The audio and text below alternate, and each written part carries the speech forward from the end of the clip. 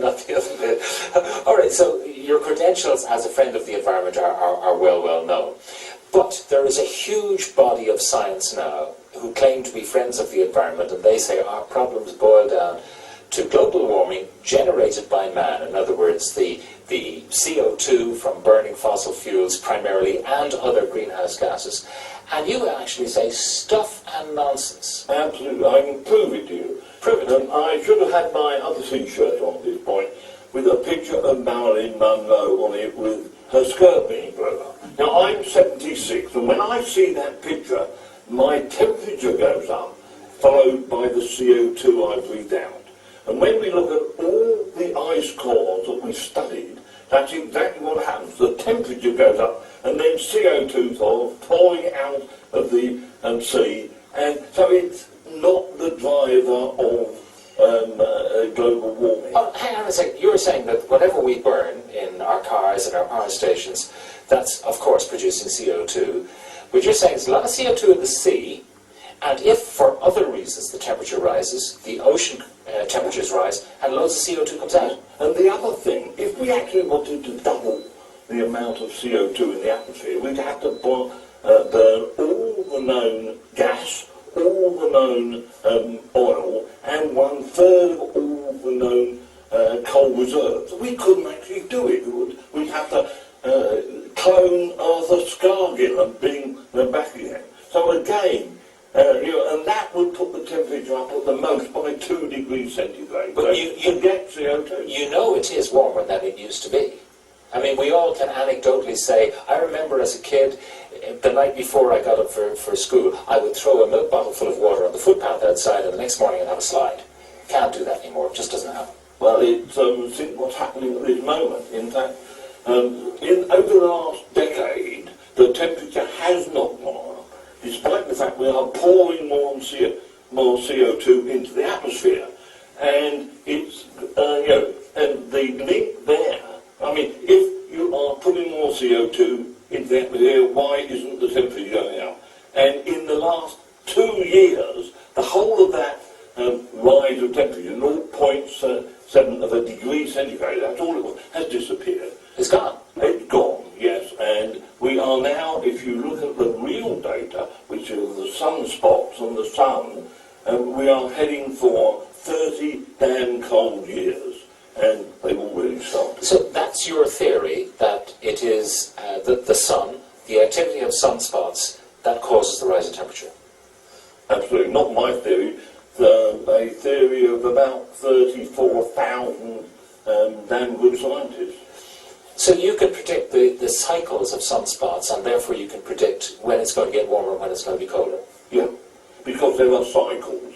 And when we don't have any sunspots, that means we don't have those gaping plumes of energy coming from the sun, we get colder. And when we do have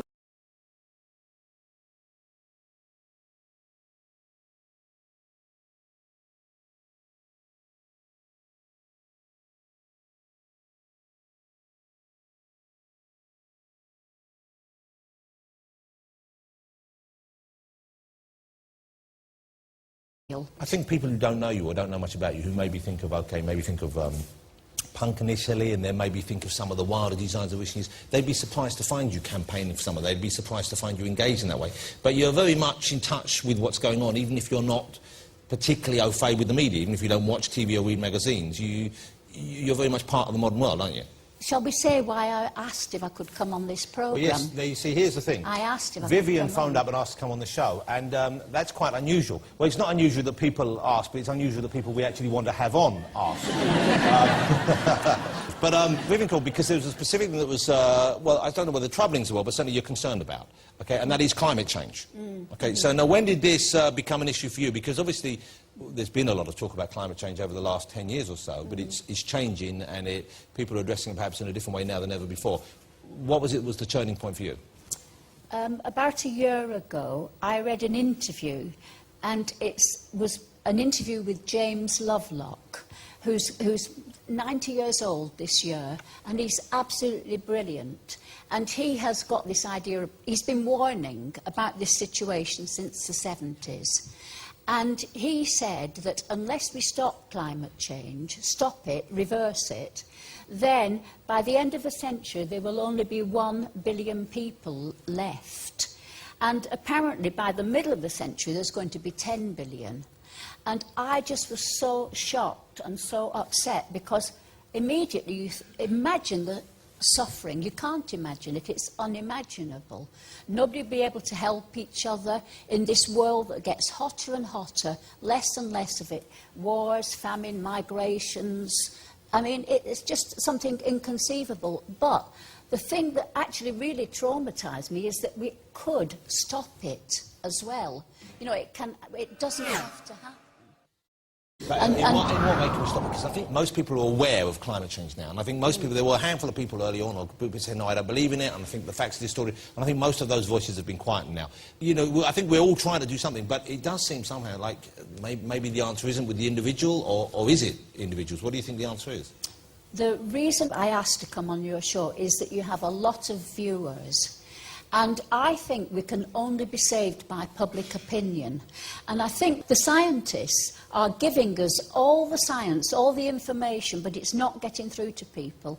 And I think it's not getting through because politicians are treating it like it's one thing on a list of things to do. And actually it's the first problem and the last problem, and everything in between, the financial crisis, whatever, are all symptoms of this problem. And we are facing something. I mean, human race, you can say, OK, it's a little blip on the story of evolution. We're not going to last forever. The suffering is not acceptable. We can't have that. Well, when people, yeah. No, anyway. Listen, Jonathan, I've got to say one thing on this programme, and if you don't edit it, and if I can say that, it'll be my reason for coming on. And this is what I really want to say, and it involves some figures, and it'll take a couple of minutes. Well, let's get a move on then. Yeah. And now then, so what we're talking about is how much greenhouse gas there is in the air. Now then, up until the Industrial Revolution, it was between 180 and 300 parts per million. And this was the case for 65,000 years. Since then, it's been going up, and it's nearly 400 parts per million. And 400 parts per million is this famous 2 degrees of heat that we keep hearing about. And the thing is that if it goes beyond that, it's happening all the time, but if it goes beyond that, you get this chain reaction which gets so fast and so powerful. One thing affects another, but then everything affects everything else, and it accelerates and accelerates. So you've got runaway global warming, and you can't stop it. And by the time it gets to 3 degrees, but even probably before, you say goodbye to the rainforest. You say goodbye to it. Now, no money could buy the worth that gives us. The public need to know all this. So essentially we need to act So soon. that's a kind of... Yeah, I mean, if you're going to reverse it, the speed with which you do it is the most important thing. What you do today is better than what you do tomorrow. We need some leaders. We need some people to step forward who tell us what to do, because I think we're all kind of on the same page with this. We need government policy, and we need these issues really, really talked about. I mean, where do you stand on our current politicians, our leaders? I know you're a big fan of Prince Charles, aren't you? Yeah. Which some people would find surprising. They would think that was surprising that you were. Well, he's not elected, is he? No, that's true. But he's doing more than any politician I've ever heard of in my lifetime.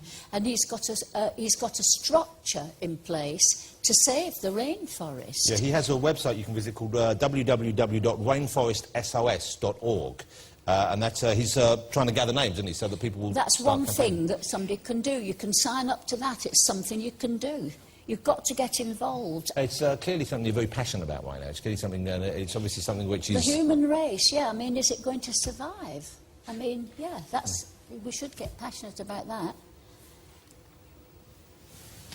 You're absolutely sure.